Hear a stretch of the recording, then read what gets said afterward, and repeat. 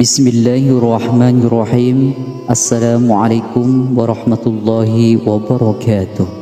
Syukur alhamdulillah kita bisa berjumpa lagi di channel ini. Salawat dan salam selalu dan tetap tercurahkan kepada junjungan kita Nabi besar Nabi Muhammad sallallahu alaihi wasallam. Allahumma sholli ala sayyidina Muhammad wa ala ali sayyidina Muhammad.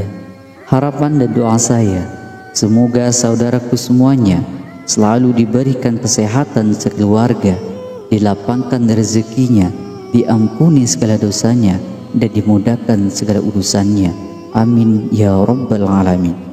Sahabat beriman yang dirahmati oleh Allah Subhanahu wa ta'ala, Rabiul Awal atau bulan ketiga dalam kalender Hijriah adalah bulan yang dimuliakan umat Islam. Sebab di bulan ini Nabi Muhammad lahir ke dunia sebagai manusia yang diutus oleh Allah untuk menyampaikan ajarannya. Jauh sebelum kelahiran Rasulullah, Allah sudah mengabarkan akan kehadiran Nabi akhir zaman.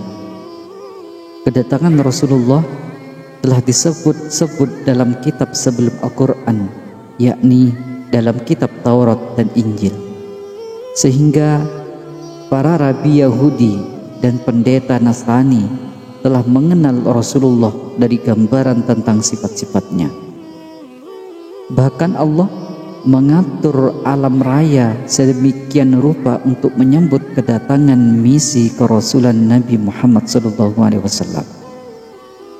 Terdapat tanda-tanda dan keajaiban yang mengiringi masa-masa menjelang kelahiran Nabi Muhammad.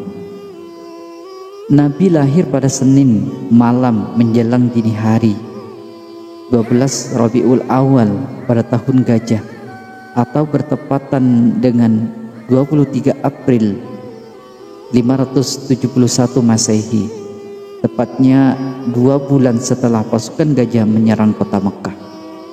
Sebagian ada yang berpendapat bahwa Nabi lahir pada hari Senin 9 Rabiul Awal bertepatan dengan tanggal 20 April 571 Masehi. Beliau lahir di kampung Bani Hashim di kota Mekah. Namun menjelang kelahirannya, langit dan bumi menyambutnya dengan gembira. Selain itu, ada sejumlah peristiwa besar yang terjadi di dunia sebagai pertanda akan kelahiran Nabi.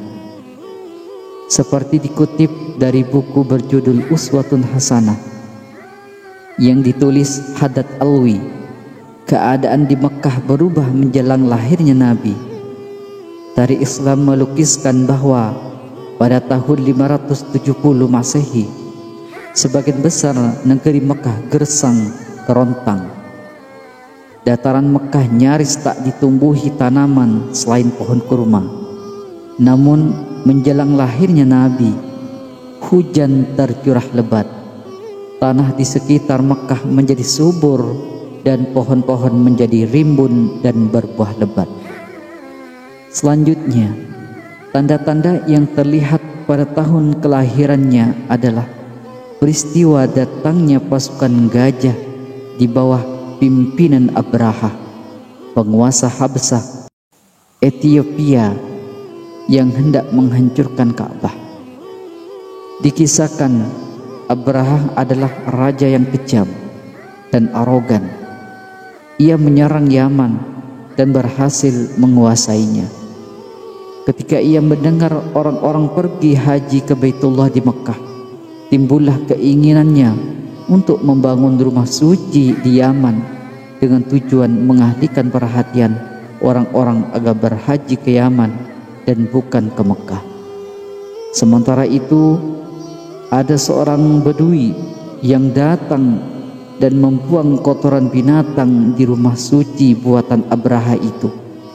Lalu Abraha yang merasa dihina bertekad membalas dendam dengan menyerang Ka'bah.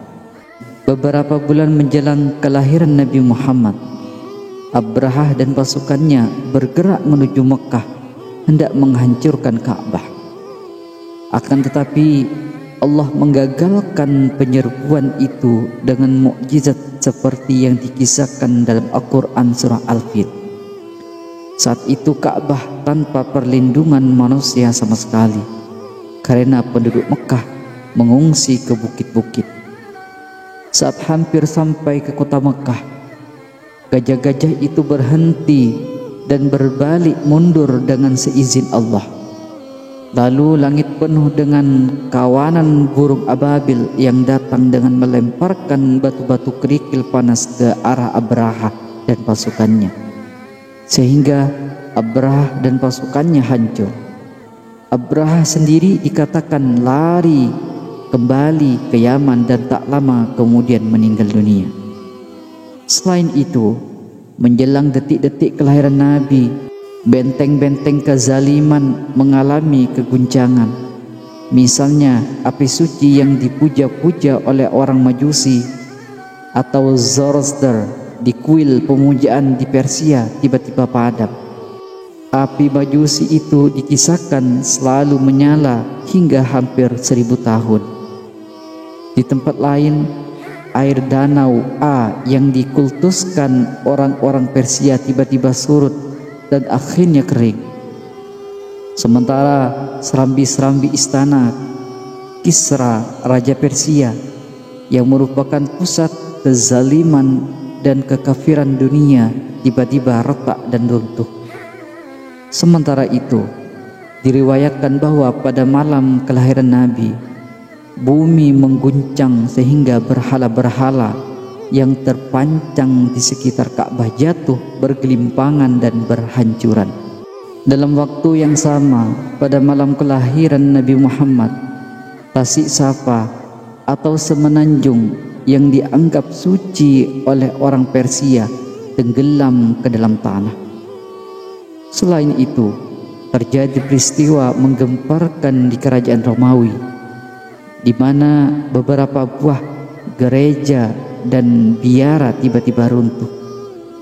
Demikianlah Allah menampilkan tanda-tanda kebesarannya akan datangnya sosok penutup para nabi yang akan menggoyahkan benteng-benteng kezaliman dan penyempurna ajaran-ajaran sebelumnya. Wallahu a'lamu bishawab. Semoga bermanfaat. Assalamualaikum warahmatullahi wabarakatuh.